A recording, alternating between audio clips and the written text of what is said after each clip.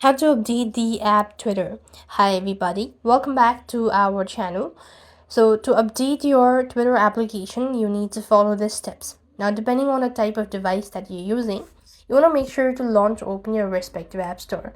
Since I'm using an Android device, launch open Play Store on the search bar, and on the address bar you want to type in X, and when you type in X, you will then be able to see the update button right next to it. You click that out.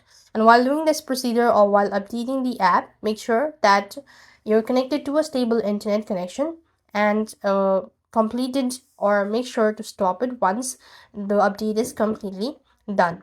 Moving on, if you're using an iOS device, you then have to open up App Store and follow the same steps as I mentioned. That is, type in X, and then you could either go ahead and upload or upload the app.